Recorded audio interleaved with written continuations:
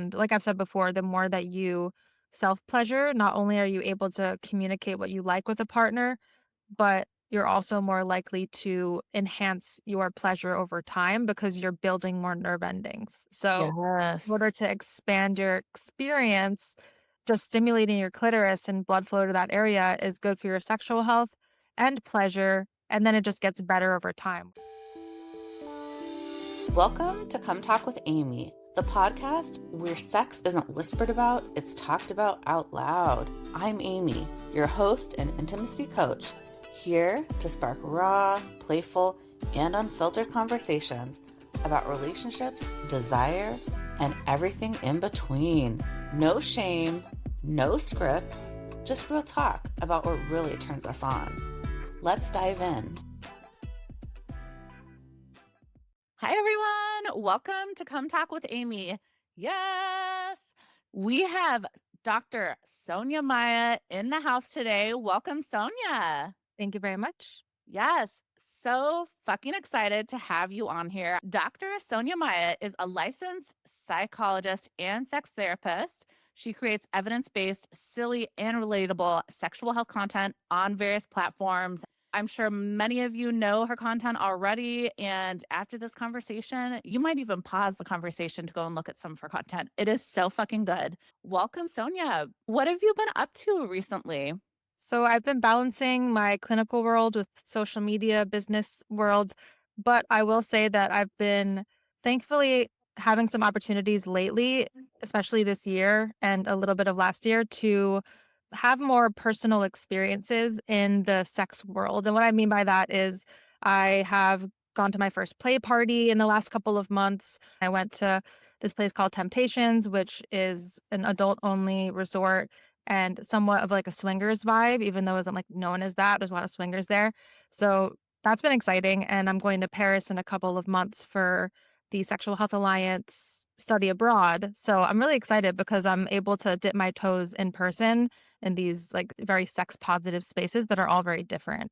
Besides, my clinical world, which is my main focus, is my clients because I'm a psychologist, sex therapist, couples therapist, but then I also have a social media business. Navigating is juggling clinical world with the sex positive content creation world. That's amazing. I love that. I remember we met Alexa Andre, who I recently had on the pod, and I was also on her pod. And I know you've been a guest on her pod as well. We met at her event in August, I think. We're saying how it was like one of your first events like that with like other sexperts and things. Yes, it was very exciting, almost a little bit overwhelming because it was my first time being at an event that there was like a bunch of other sexperts. So yeah, it was like an ethical non-monogamy social.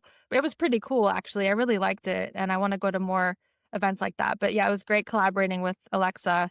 And yeah, I remember meeting you there and just meeting so many people that was like, wait, I feel like I've seen you online. So now it's in person. So it was really fun. You have such an amazing platform and content in addition to all of the professional goodness that you do. Like you bring that to the digital space in such a beautiful, relatable, and fun, digestible way. So let's dive in. Let me start by saying, what is the biggest lie that you see social media tells us about what quote unquote good sex looks like? It's so interesting to hear you say what social media tells us because I've curated my feed to the point where I follow a lot of individuals that are very sexpert, knowledgeable, etc. So even though I do see some of the problematic myths, my personal social media feed is thankfully filled with more evidence-based stuff. But what I notice from not just social media, but reality TV, like mainstream, et cetera, like Love is Blind is going crazy right now. I'm noticing that not just social media, but mainstream culture, there's a lot of myths about sex that are very heteronormative and like sex being penetrative and all of these things. And so it's hard to say in terms of social media because thankfully my algorithm shows me the stuff that's like, oh, wait, I agree with that for the most part. In terms of what I'm seeing on reality TV, which is really huge right now, and then of course circulating on social media, I'm seeing a lot of misconceptions about sex, like sex just being like penis and vagina, which is really disappointing. And because I'm so privileged to be surrounded by people that are more educated in it, sometimes it's like, wait, do I still need to reiterate that sex is so much more than penis and vagina sex? But it's like, no, I do, because there are people that aren't seeing what I'm seeing. And there are people that aren't knowledgeable in these areas where it's like, for example, the type of people that are like, oh, well, if a woman is on her period or a vulva owner is on her period, then you can't have sex. Sex is so much more than having to penetrate something, you know? Yes. Typically for me, it's a green flag if a man or individual who has sex with someone with a vulva doesn't care about that. Cause it's like, there's ways to go around it. And thankfully, most people that I've been involved with and played with haven't cared as much. However, there's so many other things you can do that aren't penetrative. And even if you do penetrative, it can be an amazing time to have sex. A lot of the time, you're hornier during that time. And it's more slippery, let's be honest. Yeah, just lay down a towel, throw Really. over a blanket or whatever, just like you would with squirting. And that's how I feel about it. I'm curious what brought you to creating your platform? Why online? Yeah, so I was a therapist already back in 2019, 2020. I wasn't a sex therapist yet. However, I have been through my own unfortunate dating circumstances throughout my life since adolescence, where I have been a lot of circumstances where I'll get intimate with people that you could describe as, even if well intentioned, have been quite unstable in a lot of ways. Because of that, I wanted to learn more about my own dating experiences that haven't been so effective, especially from, the age of just 14 and to my early to late 20s, which wasn't that long ago, honestly, but I had a lot of learning to do. I was already a therapist at that time. I was about halfway through my doctorate program in clinical psychology, and lockdown happened. So I was bartending throughout my grad program. Okay, I had to bartend because all the restaurants stopped being open. I had a little bit more time on my hands because all of my doctoral classes went virtual. So that was around the time that I got on TikTok, and TikTok was relatively new. I started posting things on TikTok just for fun. And then I went to this seminar that my close friend from my doctorate program, she invited me to. It was a sex and couples therapy seminar. And it was ran by a woman named Dr. Tammy Nelson, who is my primary sex therapy supervisor now. But she was talking about hormones during sex and research that she was aware of that blew my mind. The thing that stuck out the most was when she was talking about research on heterosexual sex. The research that she was describing was that there's a difference in hormone release between men and women who have penetrative sex, especially without a condom. And I didn't know this. I didn't know that not using a condom was you're more likely to be susceptible to those feelings. The hormones she referred to are serotonin, oxytocin, and vasopressin. Real good hormones that get released a lot more for women than men. And of course, it gets released for everybody in a lot of different ways. But that was the differentiation. And I was like, whoa, without condom, that makes sense.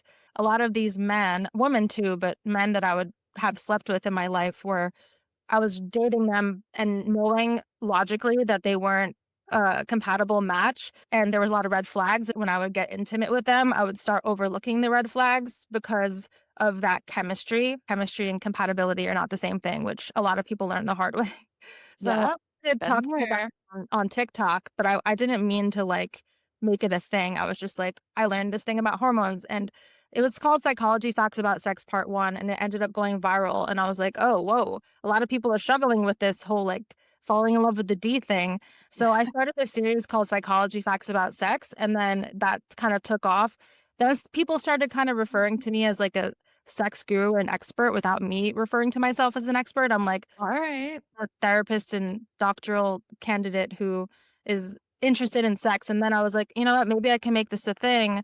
And then when I was in my internship the last year of my doctorate program, I discovered Sexual Health Alliance. That's where I ended up getting sex therapy certified and collaborating with them, which was a really good choice because I already had a big following on social media at that point. But now I was like, oh, wait, let me actually like specialize in this. Also, my uncle had been friends with Dr. Ruth Westheimer for the past 30 years. Thankfully, I got to connect with her before she passed away. That was really sad for me. But that was also a really, really nice privilege that I had a connection to Dr. Ruth. I turned it into a business in the last couple of years. I kind of just like was learning as I went and then made it a thing. And now I'm a sex therapist and a psychologist since last year. This is actually the first podcast collab where I can officially say I'm a licensed psychologist, so it feels good Yay. like pre-licensed, but yeah, no, it feels really good because psychologist and sex therapist sounds a lot better than like having to call it something else.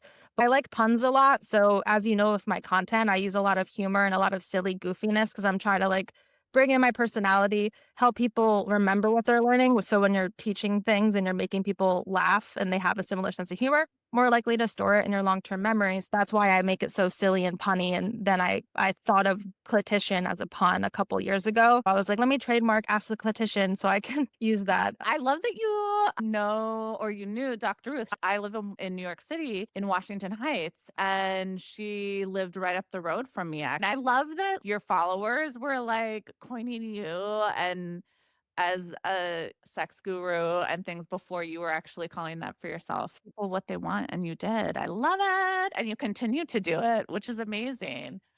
So, sex education for a lot of people is porn, right? In the media, movies, reality TV, etc. And so, I'm curious from your perspective, how has that performative sexuality education that a lot of us are leaning on, right? How has that warped people's expectations of like what real life encounters are or should be? The big source of the issue here is because there's not great sex education in schools and everything. There's a lot of there's desperation to understand sex, so I can see why people turn to porn and typically do from or like the age of like, 12, 13, 14. It's pretty common. But yeah, the reason why it's not helpful, even though I am pro sexual content and porn in a lot of ways, as a lot of us know, the porn that you find so easily just from like Googling whatever, like it's not going to be the most representative of actual pleasure. As I'm sure many people have talked about with you, and I'm sure sometimes I'm like, do people already know this? I guess a lot of people don't. So let me just say, yeah. So it's not an accurate representation of actual connection, right? Yeah. There's no consent conversations. A lot of the time it's skipping foreplay, very heteronormative for the most part. And even when you're watching lesbian sex, which is my favorite kind, sometimes it's still very heteronormative because it's made for like the male gaze. For a lot of us women and people with clitorises and everything, it's not as satisfying depending on what you find. I mean, don't get me wrong, there's a lot of great porn out there, but it does sometimes take me a while to find porn that feels realistic. Like sometimes I'll find porn and it's so obviously scripted and fake. And of course, there's also the unrealistic standards for people's bodies. Most of the male and penis owning porn stars and actors have a larger than average penis. So of course this causes a lot of men to feel very insecure about their size. Right. I was doing more research on this recently, so it's pretty top of mind. Even just the fact that when you're watching porn, they find the perfect angles to make the penis look bigger, and then they'll cast a vulva owner woman that's like smaller to make the penis look bigger. And then a lot of men don't think about this, but penises actually look bigger from the side. Uh-huh. Pairing the side view of porn to your penis from, like, your bird's eye view, it's just not an accurate comparison. And then, of course, for women and vulva owners, a lot of women have very similar appearing labia and vulvas in porn. Some of them get labiaplasties to make it look a certain way, more of like an innie look, whereas, like, I'm sure vulvas are very unique and diverse and whatnot, Yeah. but, like, you don't get that representation in mainstream porn. Of course, there's exceptions to that, but there's just a lot of aspects, and there's a lot of faking it and, a lot of women or men or anyone, mostly women and or vulva owners, they'll admit that they're not actually having orgasms when they're doing the act. Mhm. So it's like, why learn based on an acting thing when that stimulation actually wouldn't feel good? Yeah, absolutely. I love porn for pleasure, right? Pleasure, fantasy. But yeah, I do feel like it is a production, right? At the end of the day, it is a production. They're in a room full of like people with camera crews and trying to get specific angles. And there's so much nuance that's missed, right? Yeah, in the actual real thing. And yeah, going back to what you were saying in the beginning is like sex education is not happening in schools, and so people are going to access what they're accessing. I'm curious too, with the work that you do online, have people slid in your DMs or maybe they've recognized you out in public and have come up to you? Like, what feedback have you gotten from people based off of the myth busting that you are doing? It depends on, like, which platform. I honestly don't look at a lot of my DMs that are message requests because a lot of them are just, like, creepy dudes. When it comes to comments, I've been warning people about this, like, Facebook is right now a very good place to post about sex because you can use all the words, knock on wood, that are right now on Reels, and, it's paying well for the most part, but it tends to have the population with the most manosphere and Mhm. people that are very, like, the either conservative or just very misinformed and very triggered, which helps the videos go viral. I'll get like the grossest messages from those types of people, even though it kind of helps with the algorithm in a funny way. Whereas like the community I built on TikTok with like going live and with posting consistently for about 6 years now, the majority tend to be pretty supportive. And my favorite types of comments and messages are when people say that watching my content helps them feel better about themselves and improve their sex life with their partner and like, "Oh, I tried this thing that you said." That feels good. So usually when I'll see that, I'll screenshot it and add it to an album on my phone to I like love that. them when I need a little boost. It's like what I'm doing is important type of thing. But it really depends. And then I have ran into some people who've recognized me from social media, and that always feels really good. It's a nice ego boost. Like, oh, I follow you on TikTok, or like, oh, are you the one that makes sex ed videos? Like, so that always feels really good. So, also with porn or in media, movies, we see like people simultaneously orgasming at the same time, which rarely, if ever, happens, right? How can we bust that myth right now? Yeah, it's very rare. Like, it's not that it doesn't happen ever. It's just very, very Mhm. I won't say that it never happens, but it's definitely not the norm. It just doesn't happen often. And I don't really think it's something that's helpful to make a goal. It's more about, caring for your partner's pleasure and needs.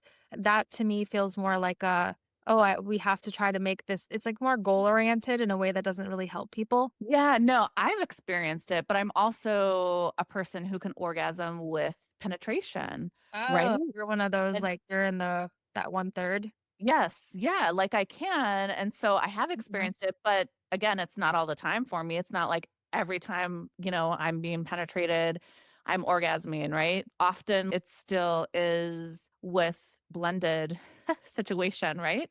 I would say that, Um, like, if you are someone who is within the one-third of vulva owners who's able to have an orgasm from penetration without clitoral stimulation, I'm not one of those people. I've had sex with some guys that are, like, able to kind of come on command. They're like, "Oh, okay, I can now," and then, like, because she's about to come, I'm gonna give myself permission to come.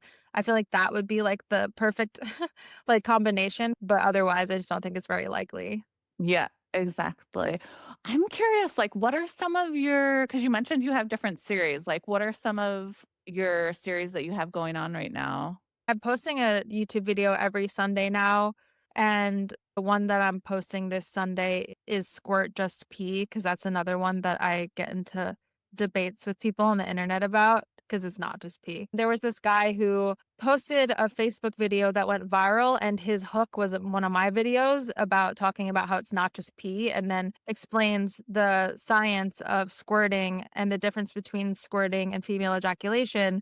But his framing is that it is just pee, but we're talking about the same thing with a different conclusion. So I was like, let me make a YouTube Interesting. video on the difference between the 3 types of liquids that we dispense, which is lubrication, female ejaculation, and squirting, while explaining why I don't believe it's just pee because first off, yes, they come from the bladder, but the Skene's gland, it contributes prostate-specific antigen, PSA. So it's not just pee, but then it's also diluted and there's not as much urea and it smells like Cheerios and doesn't taste Uh-huh. nasty. So anyways, I've been posting Ooh. a lot about just like other random things like is it possible to increase your penis size safely? I post a lot about psychology too. So like the psychology of catching feelings. I talk a lot about like attachment theory in sex and does size matter is like a huge one. There's so many different things that I talk about. Yeah, no, you, like, hit across the spectrum, honestly, like, yes, I'm really excited. I have my dear friend, and they're like, "It's just pee," and he's a doctor, and I'm like, "No, no, no, no." I don't really understand why people get so heated. It seems like a lot of the time it's usually like angry men for some reason. It's like a very anti sex positivity stance, it seems, with people that say it's just pee. But no, doctors do actually say that sometimes, but neurologists say that it's not just pee too. So it's a weird one. It gets debated a lot, just like the myth that a woman having a lot of sex makes her vagina loose. That's another one that gets people very heated for some reason. And I think because it kind of it's related to like the whole body count thing where it's like, it's all very just like toxic culture related to those types of topics. That's where all the angry men are that are like, how dare this woman say these things that are I mean, they don't think that it's proven by science for some reason. They're like Yeah. so ingrained that like a vagina gets loose from a lot of sex because they've noticed a difference when they have sex with a woman who's had a lot of sex with a lot of people, which it's just, I mean, unless it's like Yeah. being in childbirth, it's not from sex. So I don't know. Well, and even in childbirth, like I've had a baby and I've had that comment quite a bit, like, oh, I can't believe a baby, like you're so tight. And I'm like, yeah, because it's a muscle and it contracts and it relaxes, Mhm. and there's elasticity. Yes. But I mean, obviously, like with childbirth, there can be trauma to the tissue and different things that can come in and impact that. Yeah, But for the most part, it's muscle and tissue. exactly. I'm hearing a lot of like patriarchy. There is a lot of that on social media, not in the videos that I consume, but in the videos that I create, especially because of where I'm posting now. I'm seeing a lot of that, so I just don't read the comments. I'm so curious because you've mentioned like this idea of kind of the chemistry, right? And you were at the beginning talking about kind of the entry into like the study with wearing a condom versus not and the different hormones that get released. So, can we go into how are we defining chemistry and what is true chemistry versus nervous system dysregulation versus like this release of hormones?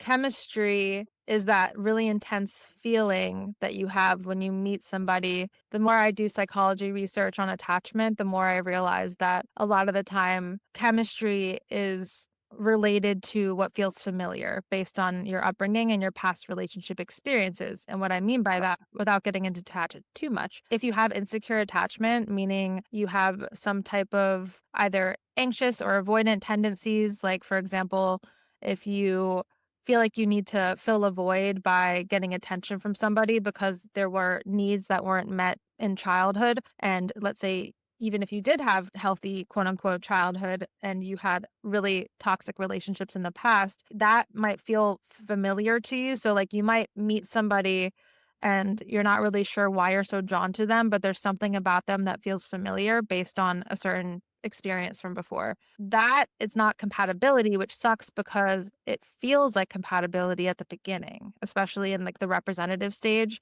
And I've been in this situation so many times. And we unfortunately live in an age where there's a lot of loneliness, not just with any particular gender, just in general.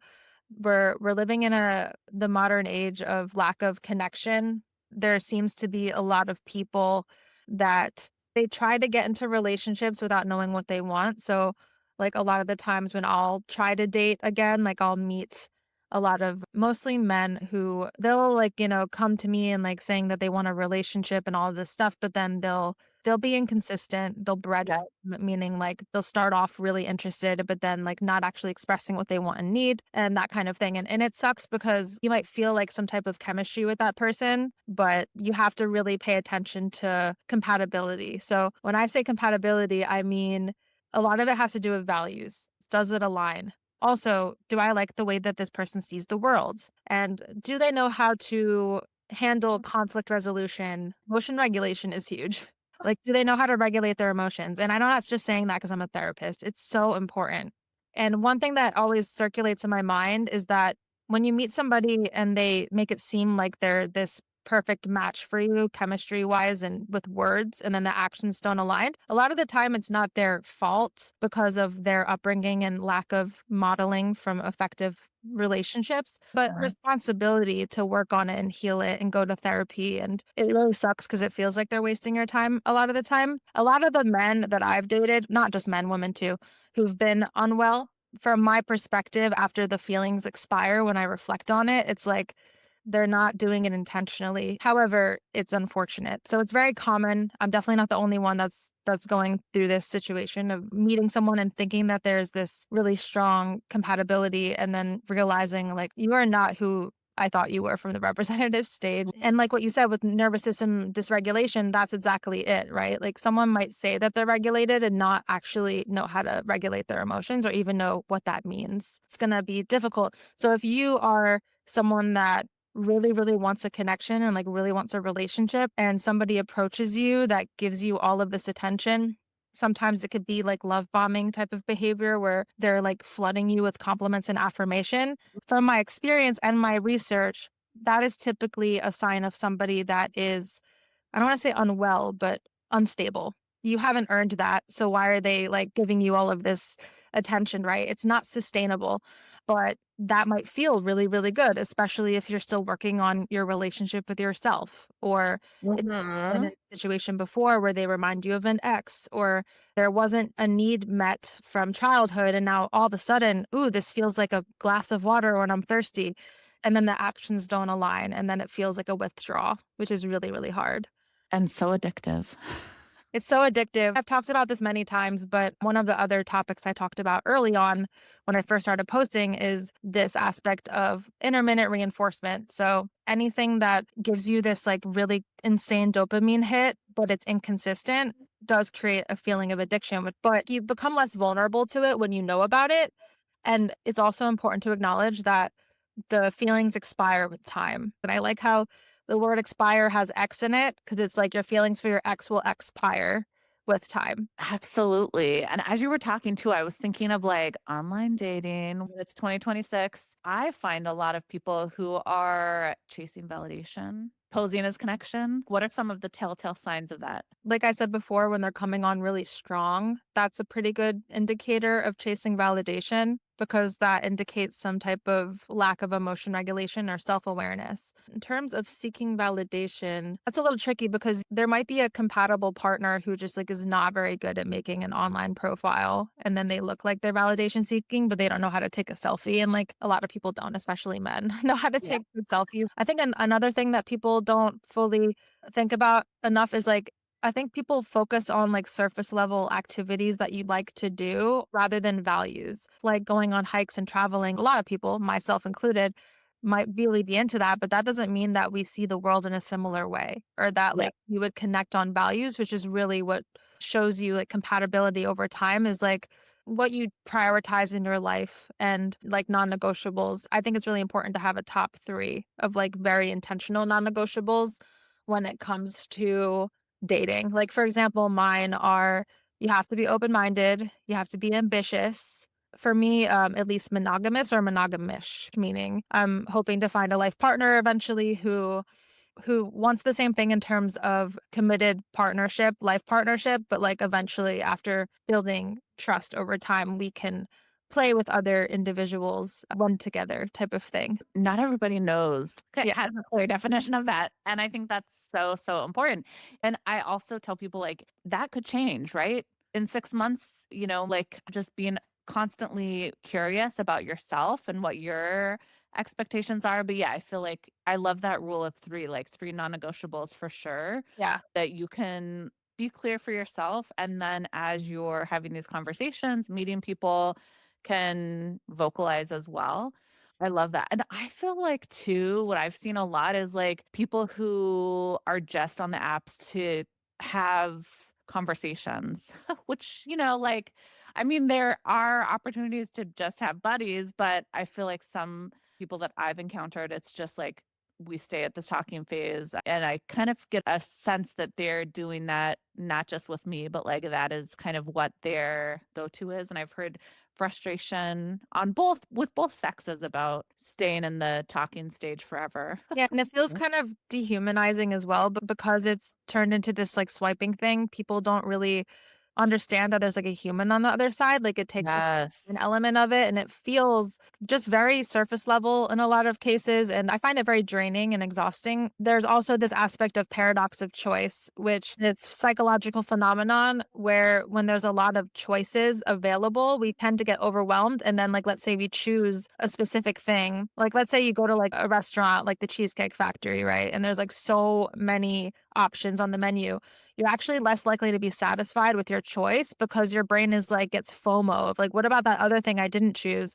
So dating Yes. apps also have that similar aspect where it's like because there's this illusion of all of these choices, you're less likely to actually put effort in to each one, even though it's not helping you.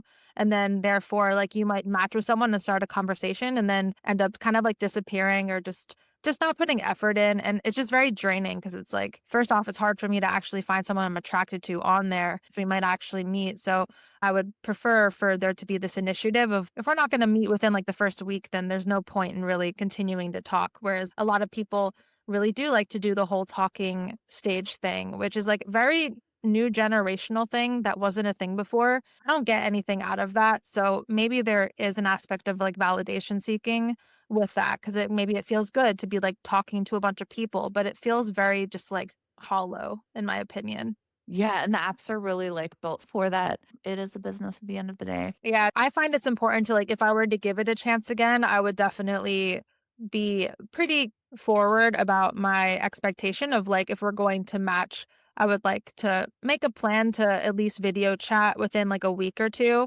not accidentally getting stuck in this talking stage. I feel it's, like, a bit of a waste of energy sometimes to get into the talking stage, and I've learned the hard way that just because a guy is texting you every day or a person is texting you every day, it doesn't mean that they're actually into you. Yes, absolutely, yeah. I cannot have the clinician in the house and in the studio without talking some clitoral facts and busting some of those myths. So, what is one myth about the clitoris that refuses to die online that you see? One thing that is a myth about the clitoris is that using a vibrator on the clitoris is something that will numb it out. I actually used to believe that in a sense because it's like partially true. So basically, what I used to believe is that when you're using a vibrator over and over again, because like I didn't know, I figured like, oh, maybe it like numbs out your nerve endings and then like you're less sensitive, but that's not true. So basically, when you use a vibrator, yes, it might numb you out temporarily, but the Right. sensation always comes back. So there's not a vibrator in the world with any strength that's going to make you lose your sensation. It only happens temporarily. So I usually recommend like a 2 to 3 day break if you notice that like it's so numb that you're not feeling anything, and then it's fine. It's actually quite the opposite longevity wise because the more that you masturbate and have sex and let blood flow to that area, which vibrators help with, more nerve endings actually get spiked over time. So, really using a vibrator often is good for increasing pleasure over time rather than numbing it out. I've heard men say, like, she's not enjoying sex because she uses her vibrator too much. It's a misconception, really, because most of the time vibrators can actually intensify and enhance your sexual experience. So, that's a huge one. Yeah, so vibe away. People at home, Good vibe. vibe away. Yeah, good vibes. So you mentioned at the beginning like, the penetration, like PMV sex, still being a lot of what people are seeing sex as. Mhm. Why do you feel like that's still seen as, I don't want to say the norm, but like it's limited to just PMV, especially a heteronormative? How can we change people's hearts and minds about that? It's definitely a goal of mine. I just hear a lot of narratives about like, oh, the sex is over when the man finishes or whatever when it comes to heterosexual sex, which is BS, is not true. There's, of course, like depending on the water you're swimming in growing up, right? Like your upbringing. If you were brought up in like a religious household, in a lot of cases, you're thinking like, oh, sex is for procreation. And then that Right. is penetrative, which I am very lucky and privileged that I wasn't raised in an environment like that. But I've, of course, met a bunch of people, and a lot of my clients have very religious backgrounds, whether it's like Catholicism, very strict Christianity, etc. So there's a lot of shame associated with sex, which obviously is not great with pleasure. We know that from research. Right. And, patriarchy and sexism and conservative, all of those things. definitely have a negative contribution to it. And then, of course, porn as well, being very heteronormative when it's the mainstream. There's a lot of reasons. It reminded me of this video that I had. Do you know Sir Marvelous? He's a pro dom. We had this video that's trending that, like, if he did not make you come, then it doesn't count, you know? You don't agree with that either? No, because I'm aware from the research and my clinical experiences and human speaking that a lot of the time you can have really amazing sex that's pleasurable without having an orgasm. Yes. Sometimes that is the goal for people, like, they really just want that release, which is valid too, but you can have really great sex without there being an orgasm on either end. Doesn't have to be the goal. So, I would say that that's, like, an exaggeration. It's like a black and white thinking thing, in my opinion. But Yep. most of the time, I prefer to have an orgasm personally because of, like, the health benefits and stuff. Yes, I love that approach too. It should be about pleasure and asking, what is your goal? Do you want an orgasm? When I had Alexa on, she was talking about, like, do you want an orgasm and how many orgasms do you want to have? Like, maybe you want to have one, maybe you want to have 10, or maybe you just want to like cuddle and have mutual masturbation without orgasm. Like, maybe you're edging. Yeah, I think it depends too on the individual. Some people get the most pleasure out of pleasing somebody else, like being the giver. So in that case, they might not even have any desire to orgasm. Before we transition there, is there anything else to help make us more clitorate that people at home just need to hear? Toys, like I've said, is really helpful in a lot of ways, so no shame with that. Like, there's so many different toys that help you stimulate the clitoris, and if there's certain positions that feel painful when you are having penetrative sex, like stimulating the clitoris tends to help you balance out that, which is great, whether it's face down, ass up from the side, or just any position where you're able to reach it for, for most of us in the majority who require clitoral stimulation. That's like literally the best for sure.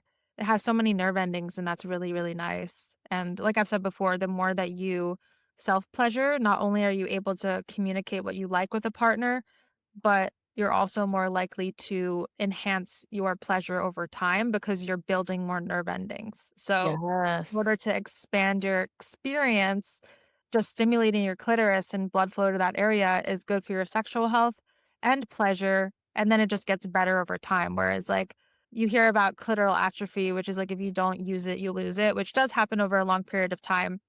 But the opposite is true, and that's more fun. It's like the more you use it, the more like explosive it gets. Yes, the bodies are, like, so fucking fabulous. They're Yeah. so amazing. Yeah. I love it. So, with social media, do you feel like it contributes to comparison anxiety around sex? Have you heard that from whether it's clients or people that have slid into your DMs? What comes to mind immediately would be the aspects of social media that contribute to body image issues and the way that people compare themselves to others. Even with TikTok, for example, something I don't love about TikTok and a lot of social media apps is like sometimes they like non-consensually will like put a filter on you. Like when you're Ugh, looking for a sound to use, like sometimes they'll just add a filter to your face that like changes the shape of your face damn. you wanting to. And it's like, what is that doing to young minds or just anyone, right? I don't like those things. I'm just like, oh, take it off my face. It's weird. So obviously that's not great for the brain because it's like, oh, this is what your face should look like to beauty standards. It's weird.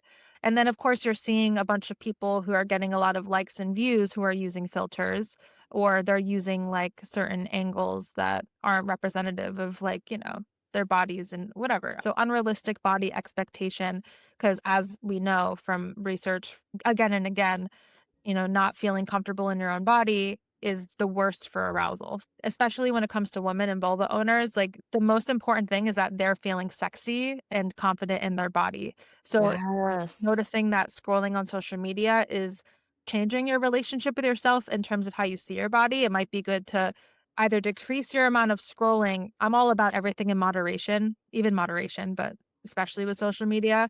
So I talk about that with my clients, of course. Also, the time of day that you're scrolling matters. Like either early in the Mm, morning or late at night, your brain is more susceptible to it. And people think that it's recharging. It's like you're overstimulated from work, so you're just gonna lay on your couch and scroll, but really you're not recharging most of the time. You're actually creating more stress for yourself when you're doing that. Yes. Even though it feels like an effective distraction, you're impacting your sleep, etc.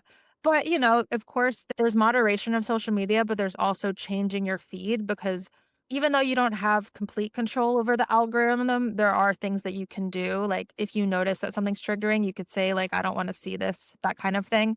I would say my algorithm is pretty healthy for my mind because I mostly see either like sex positive stuff, psychology facts, like comedy videos, a lot of like Mhm. all stuff.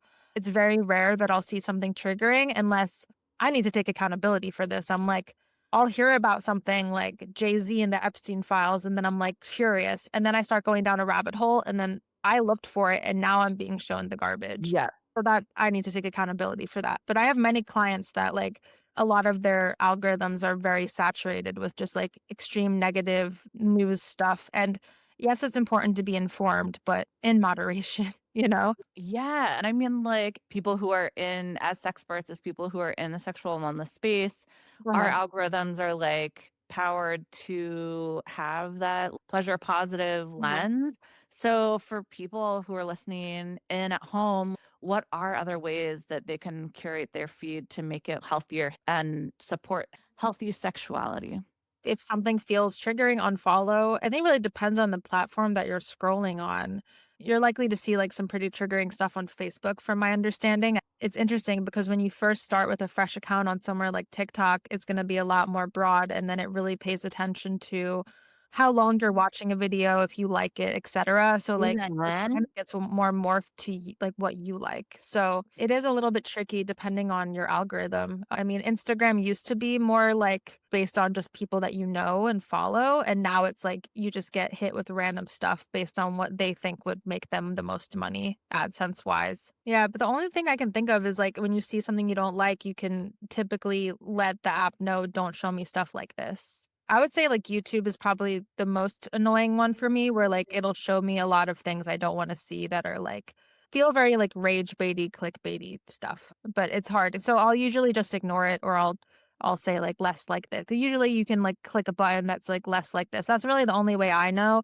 The only other thing I would recommend is just moderating how often you're doing it if you're noticing that it's becoming an issue, that it's changing your view of yourself. And if you are struggling with self-esteem issues, my recommendation, of course, is to see a therapist because our brains are very capable of neuroplasticity in the sense that when you learn certain skills for changing the way that you speak to yourself, you're able to really break down those narratives that are negative self-talk that have been ingrained either from childhood or social media or just in general or a toxic relationship, whatever.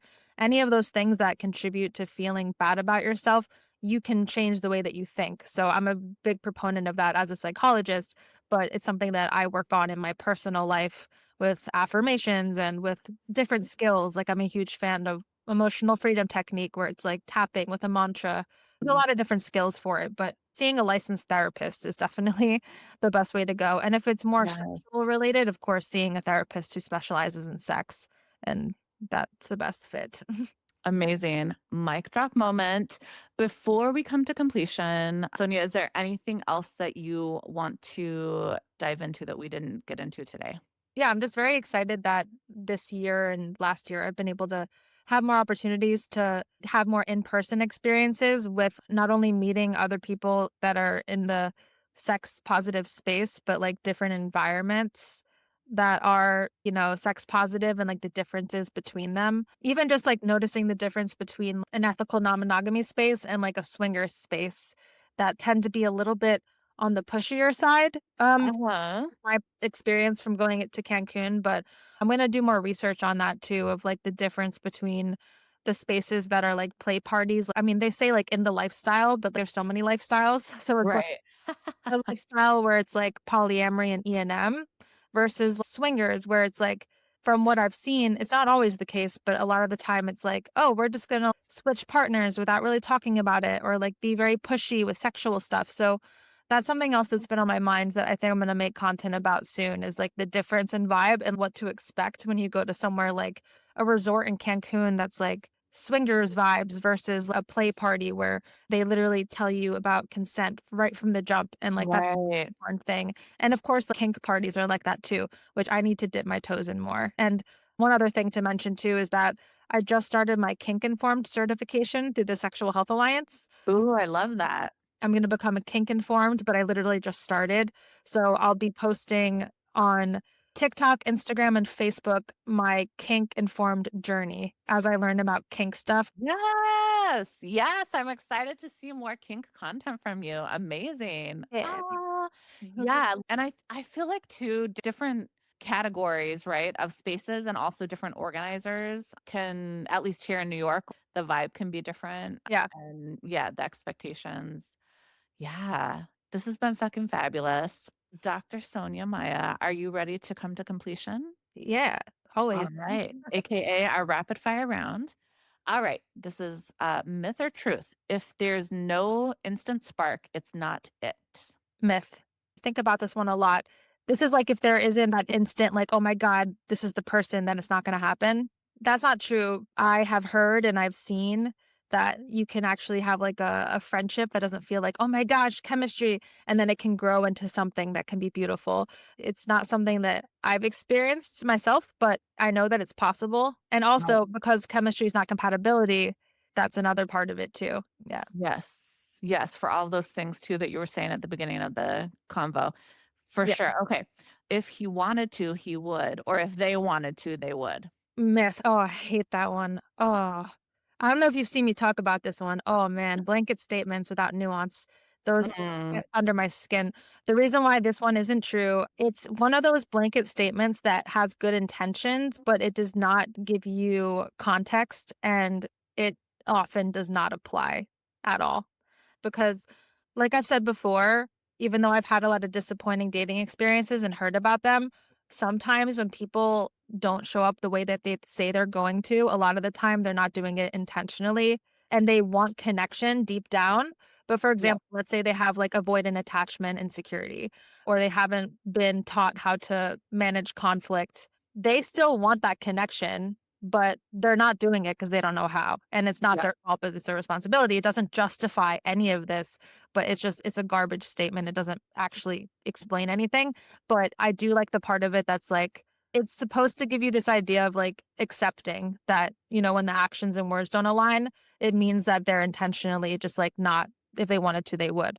It's not true, but I see why it helps some people move on. yeah. We're not mind readers, right? So we can't assume that we know like I mean, we can assume and we often do, but at the end of the day, we don't really know why someone Yeah. is doing or isn't acting, in a certain way. It's what we do with that information of how Yeah. somebody's showing up in our life, right? Okay. So biggest lie TikTok tells about orgasms. I would say maybe that if you tell somebody, like, "I know how to make you come," that's not helpful. Or saying, like, "Yeah, I know what to do because I've been with so many women, da la la." That's not an indicator of, like, knowing what to do, and typically that's a turnoff because it's like, "But you don't know what I like individually." Yeah. Assumptions and egos are out. Yeah. Curiosity and coming are in. Sexiest thing that never trends online. I think that it's really sexy when you're spending time with somebody that you already have a connection with and they say that we don't have to have sex. Because from my experience, when I'm really attracted to someone and we've had like a connection or even had sex before and then we're spending time again, it's like, I really am just here to connect with you. I'm not here just for the sex. Like, all right, well, now we kind of have to. Not now we have to, but like now I want you to rip my clothes off. So, like, the removal of expectation is hot. And I don't think that's talked about. Yes, I love that. Ah. Okay, one thing the algorithm gets very wrong about female pleasure. I think a lot of people may not fully understand how important it is to go slow. What's really the hottest thing you can do is tease, tease, tease anticipation, like wake up all of her sensations without actually stimulating the clitoris right away. And then when you do actually stimulate, like going so slow that like you're building that Mm. anticipation. And then, of course, there's the foreplay needing to be a lot longer than people think that it is. And like a really good resource is She Comes First by Dr. Ian Kerner if you don't know how to please a woman. I had Ian Kerner on the pod, Oh, so really cool. I have to go watch that. I yeah. haven't seen that one. Yes, go and check it out. Such an amazing person and conversation. All right. A myth you want retired immediately. 3 that always come to mind, it's like, does size matter? No, not usually. Is squirt pee? No, it's not. The vagina does not get loose from a lot of sex. I guess one thing that's, like, related to that is that, like, body count matters. I find that when people ask about body count, it's typically from a place of sexism, patriarchy, all of those things. So, I think that the body count being asked about should be removed entirely. Like, Yes. body count matters or, like, says anything about your worth or your sexual abilities. Like there's this double standard, but even when you're a man, you've had a lot of sex, it's not like it makes you a better lover. So that's silly. And then when you're a woman who's had a lot of sex, it doesn't mean anything about who you are either. That has to go. We're not keeping score here. Yeah. And stop being so Yeah. fucking judgy, people. Right.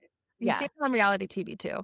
That one Oh, comes up a yeah. lot. And then it shows you a lot about the person's values, which is an indicator. It's data. If you're dating someone and they care about that, I would be more curious about why they're asking you that question. Yes. Oh my God. So fucking fabulous. Dr. Sonya Maya, thank you so much for coming on Come Talk with Aimee. Before we wrap up, where can people find you? TikTok, Sonya_Maya, Instagram, Sonya Maya, Facebook, Sonya Maya, and then YouTube is Sonya Maya Psychology. We'll definitely have your information linked in the show notes as well. For our people at home, we want to know, what myths did Sonya bust for you here? Tell us in the comments. And remember to masturbate, lubricate, and get it. Thank you for coming. Please come again, and come again. Yes, love that. Multiple orgasms for the win.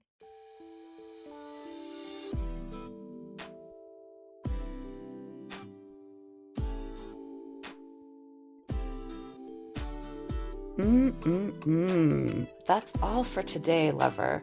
Remember to masturbate, lubricate, and get ate. If you liked this episode, share with a friend, like, subscribe, and as always, thank you for coming. Please come again, and come again.